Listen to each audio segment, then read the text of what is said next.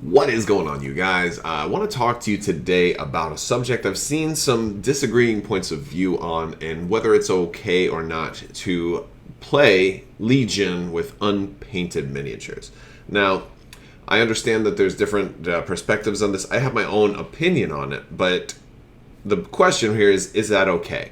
Or how should you deal with somebody that has a difference of opinion from you on that? So basically, I've seen some people that take some certain extremes, and I know it kind of goes back to 40K, where correct me if I'm wrong, because I'm not a 40K player, but I believe to play in a 40K tournament, you had to paint your minis, and I think you had to use at least 3 different colors, so you couldn't just make them black and white. You'd have to at least make them black and white and blue at a minimum, and it was kind of one of those things that was there's definitely I guess a culture difference between 40K and the FFG miniatures games, especially because a lot of players who have been brought into Legion were already so accustomed to certain types of minis that come pre-painted, like Armada and X-Wing, for example. So it brought in a lot of people that weren't used to having to paint their minis, that just maybe decided they didn't want to. And the thing is, there's no rule that says you have to paint your minis. You definitely do not have to paint your minis. I am of the mindset that I love to paint, so I personally won't play with unpainted minis. And I think there's pros and cons to that, and I'm going to talk about that a little bit more. But if you're somebody who doesn't want to paint your minis, you don't have to. I prefer to play against people who have painted minis. I prefer to paint my own minis. I prefer to see a battlefield populated with painted minis, because for me, one of the big things about Legion is all about the immersion and this thematic experience, and how pretty and beautiful the game is, and how pretty and beautiful the miniatures are. And I think to play with them unpainted is, I don't know, it seems like a wasted opportunity.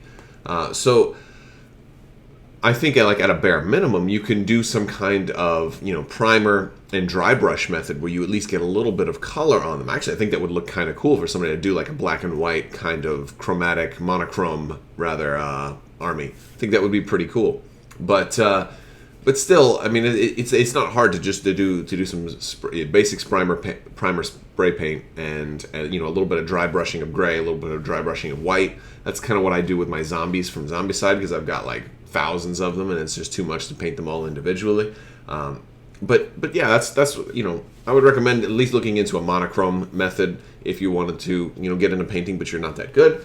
But what I don't like is this kind of elitist attitude where some people are being cruel to one another who don't have painted miniatures. I've seen some people saying like, "Oh, I would refuse to play against somebody if they didn't have painted miniatures. I would walk out."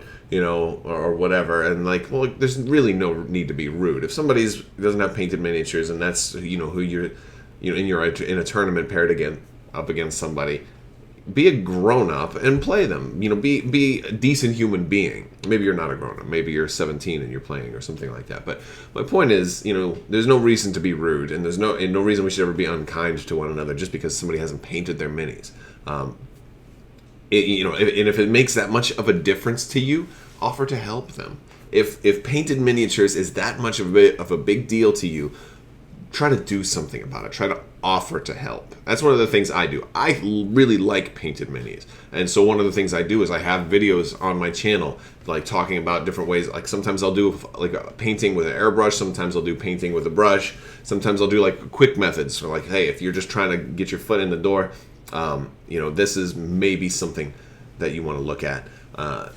Speaking of painting, I want to show you one of the pitfalls. I said earlier that I don't want to play without having painted minis, and there's a problem with that.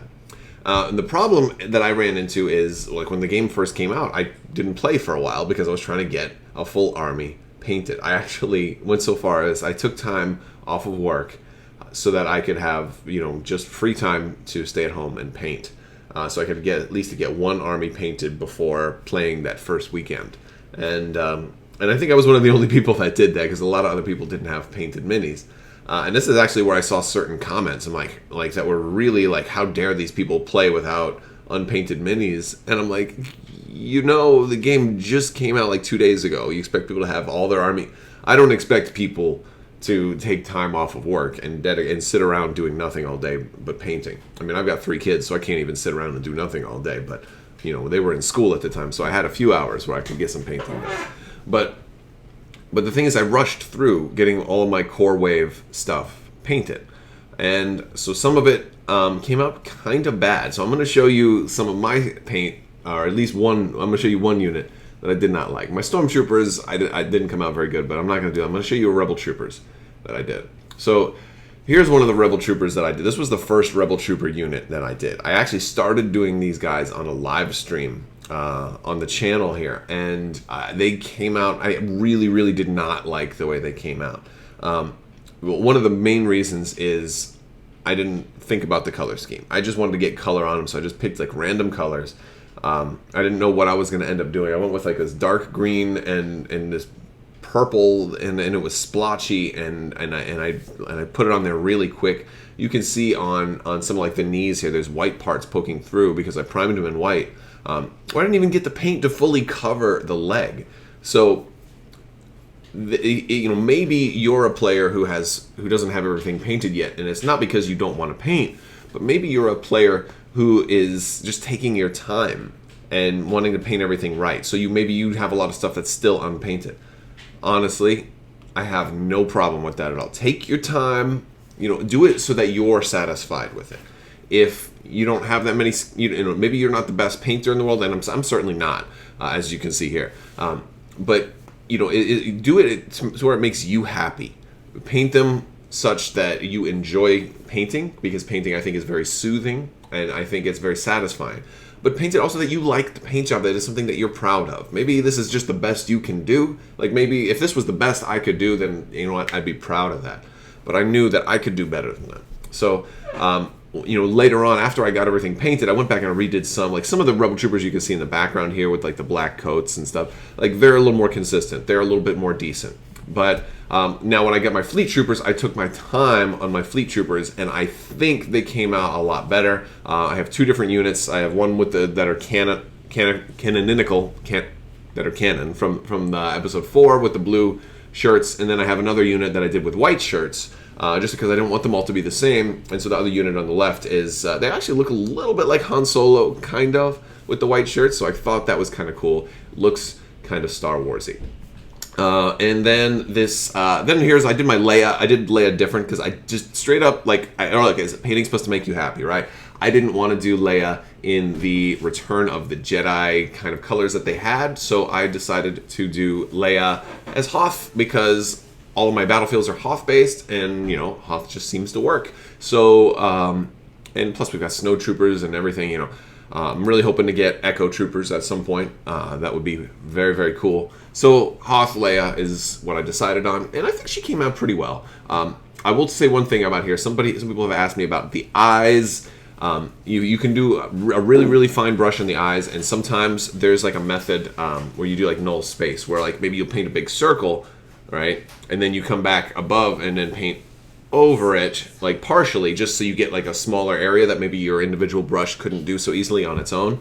That's one way you can try to do eyes.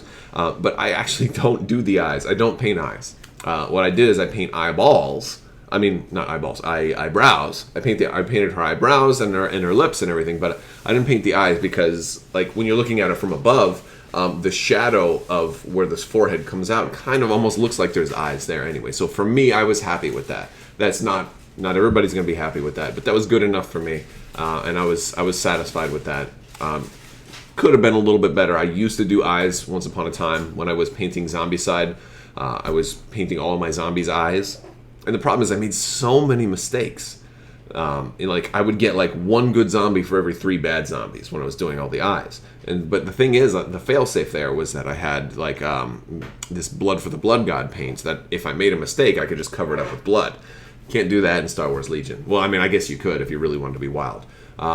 But yes, so I also want to talk about some, we have some other, some folks have been submitting some paint jobs. I've been asking you guys, put out some of your paints, and we'll talk about them and I'll feature them. So I'm going to do a little bit of that too. So first up, we've got Combat Block 4 he's doing some of his rebels in brown.